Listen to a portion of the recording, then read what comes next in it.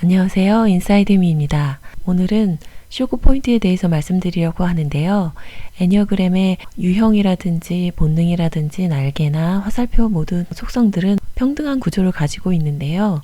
예외적으로 발달 수준만 수직적인 구조를 가지고 있습니다. 이는 좋고 나쁨이 있다는 건데요. 발달 수준이 1에서 3 수준은 건강한 수준, 4에서 6 수준은 평균적인 수준, 7에서 9 수준이 불건강한 수준인데요. 평균적인 수준에서 불건강한 수준으로 떨어질 때를 쇼크 포인트라고 부릅니다. 유형별로 의식 수준이 떨어질 때 이를 캐치할 수 있는 단서가 있는데요. 오늘은 애니어그램 지혜책을 통해서 각 유형별 쇼크 포인트 위험 신호에 대해서 알아보도록 하겠습니다.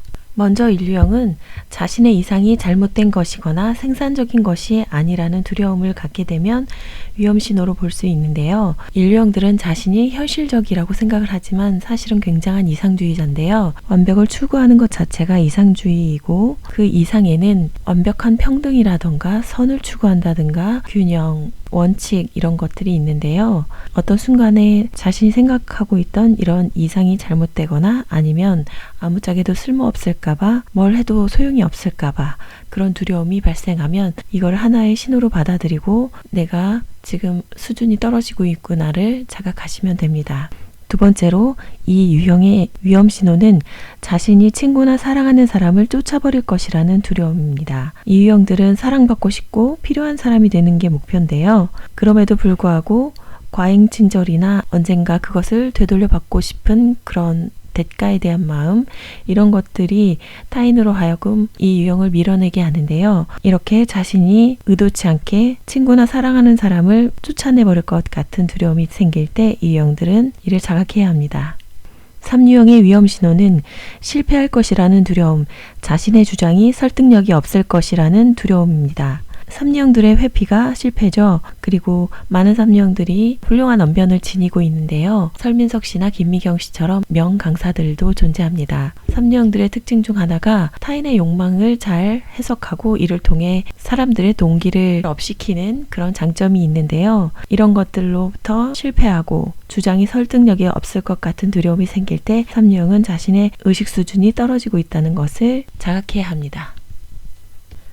4유형의 위험 신호는 자기 스스로의 삶을 망치고 기회를 낭비할 것이라는 두려움이 생길 때입니다. 4유형의 6수준을 제멋대로 행동하는 예외자라고 하는데요. 기본적으로 개인주의적인 4유형이 제멋대로 행동하다가 이런 자신이 자기 스스로의 삶을 망치고 기회를 낭비할까봐 두려움이 엄습할 때 자기의 의식 수준을 뒤돌아봐야 합니다. 5유형의 위험 신호는 세상에서 자신의 자리를 찾을 수 없을 것이라는 두려움인데요. 5유형의 핵심 신념 중에 세상에 나의 자리는 없다라는 신념이 있거든요. 이 때문에 5유형들은 종종 자신이 투명인간이 되기를 바라지만 아무도 나를 못 알아봐주고 세상에 내 자리는 없을까봐 두려워하는 일이 발생하게 됩니다. 이때 그것이 사실이 아니고 자신의 의식이 떨어지고 있다는 것을 자각하는 것이 중요합니다. 6유형의 위험 신호는 자신의 행동이 스스로의 안전을 위협할 것이라는 두려움인데요. 첫째도 안전, 둘째도 안전을 추구하는 6유형으로서 자신의 안전을 위협하는 것이 누구도 아닌 자기가 된다는 것이 커다란 두려움으로 작용을 하게 되고요. 때 자신이 불건강한 범위로 내려갈 수 있음을 자각하고 다시 평균 범위로 올라가도록 노력해야 할 것입니다. 7유형의 위험 신호는 자신의 행동이 스스로에게 고통과 불행을 가져올 것이라는 두려움인데요. 고통을 회피하는 7유형으로서 자신의 행동이 그것을 초래한다는 것을 받아들이기 어렵고 이를 통해 불건강한 수준으로 떨어지고 있다는 것을 재빨리 캐치해야 합니다. 8유형의 위험 신호는 다른 사람들이 자신을 외면하고 보복할 것이라는 두려움인데요. 8유형들이 당한 만큼 갚아줘야 한다는 그런 보복 심리가 있는데요. 이를 타인에게 투사하고 나도 그런 보복을 당하게 될 것이라는 두려움이 발생하게 됩니다. 8유형 역시 이때 자기 자신을 자각하고 빨리 평균 범위로 올라서야 할 것입니다. 9유형의 위험 신호는 현실이 자신에게 자기 문제를 해결하라고 강요할 것이라는 두려움인데요. 9유형들은 어떤 일이 발생했을 때 갈등을 회피하고 내면에서 올라오는 자기 비하로부터 등을 돌리기 위해서 멍을 때리거나 아무것도 하지 않고 그저 시간이 해결해 주기를 바라곤 합니다.